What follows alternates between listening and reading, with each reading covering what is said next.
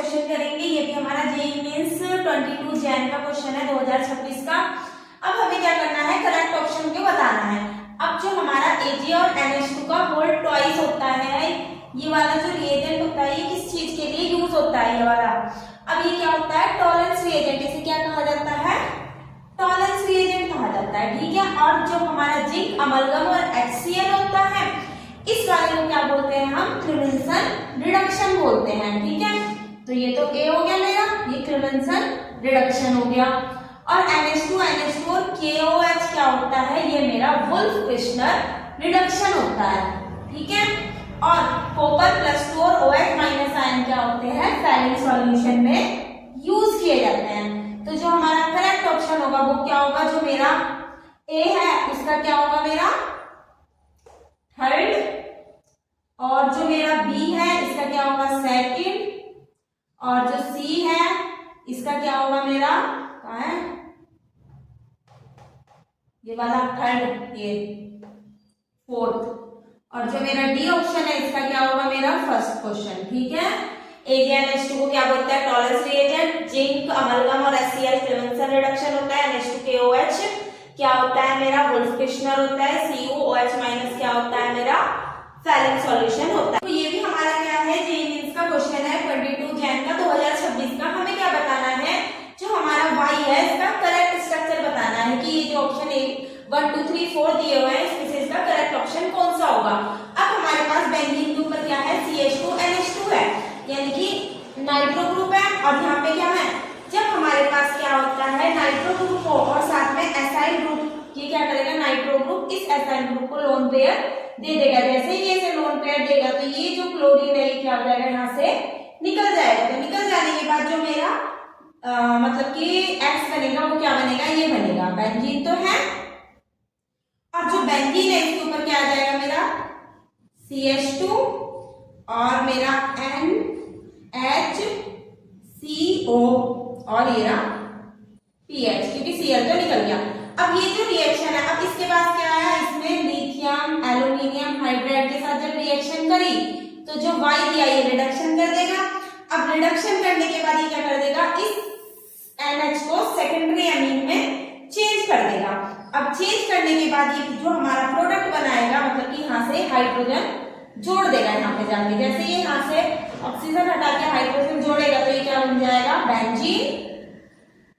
और बेंजीन के ऊपर क्या बन जाएगा, CH2 ये है मेरे पास, और फिर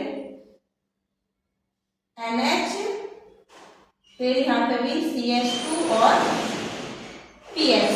अब देखो कि ये वाला ऑप्शन हमारे को किसके अंदर दिख रहा है, ये तो फिनाइल ही है, ये रहा PH CH2 NH CH2 PH। तो जो हमारा ऑप्शन सेकंड है वो क्या है, करेक्ट है। और इस वाली रिएक्शन को हम सटन वुमन रिएक्शन भी बोलते हैं।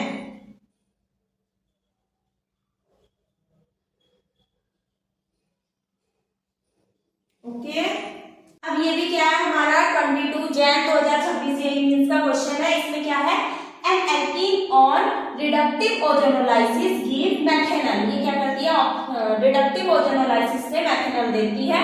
One of the product in its structure. एक, अब हमें बताना है कि ये 4 स्ट्रक्चर में से कौन सा एक स्ट्रक्चर मेरा करेक्ट है।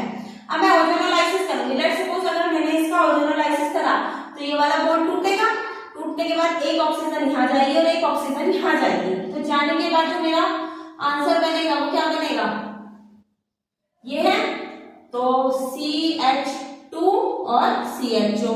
और दूसरे वाला क्या बनेगा, OCH2 जिसे HCHO भी बोल सकते हैं, मेथेनॉल, ठीक है। तो ये इसमें पूछा था। अगर मैं दूसरे वाले ऑप्शन में देखूं, जैसे कि ये अगर यहाँ से इसको तोड़ा तो एक ऑक्सीजन यहाँ जाएगा, यहाँ जाएगा, तो सिंगल कार्बन के साथ ऑक्सीजन नहीं मिल रही।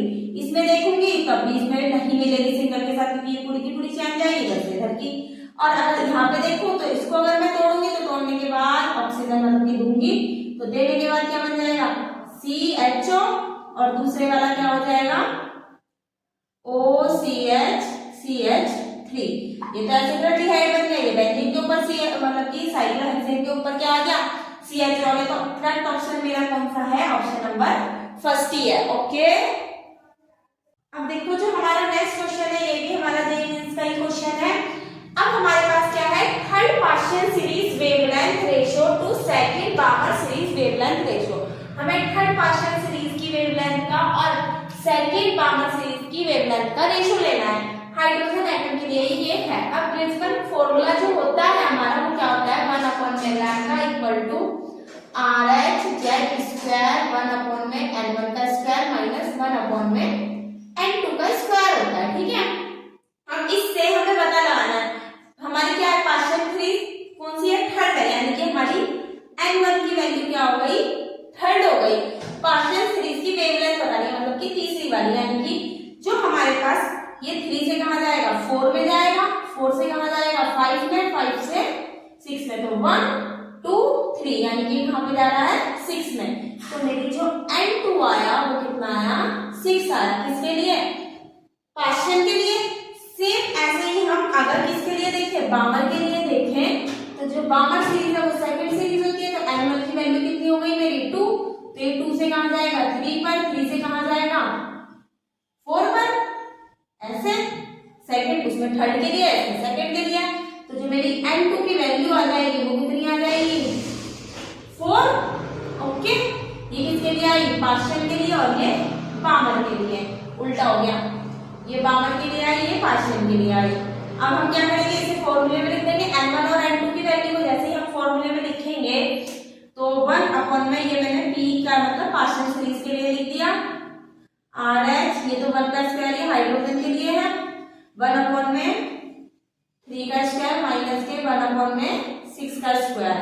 अगर मैं इसे देखूं तो RH1 और इसे अगर मैं सॉल्व करूं तो कितना आएगा, 36 ही आएगा ना, ऐसे करके 1/में 9, 1/में 36। अगर मैं इसे पूरा का पूरा सॉल्व कर दूं तो ये कितना आ जाएगा, 36 अपॉन ऊपर क्या आ जाएगा मेरा 3। ठीक है, ये आ गया RH, ये तो बनी है, इसको हटा दिया, ये 1/में इसकी वैल्यू ये 1 मान ली।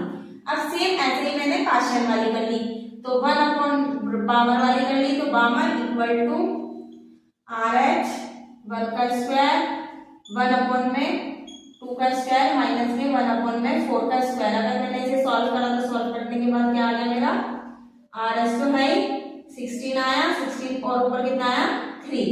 ये क्या है, 1/में बामर। अब इस इक्वेशन 2 मान लिया। अब इक्वेशन 1 और 2 को अगर मैं डिवाइड कर दूं तो कितना आ जाएगा, 1/में पार्शियल 1/में बामर इक्वल टू कितना आ जाएगा,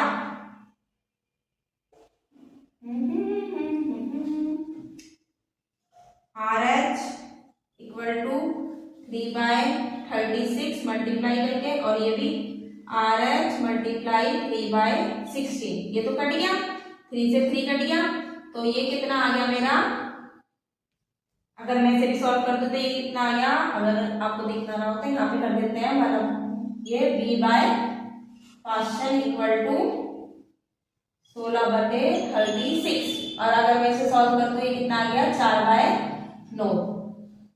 अब हमें जो रेशो दिया है वो किस किस का दिया है, पार्शियल का और बामर का, और हमने किस में निकाला, बामर और पार्शियल में, तो हम इसे क्या कर देंगे, पलट देंगे।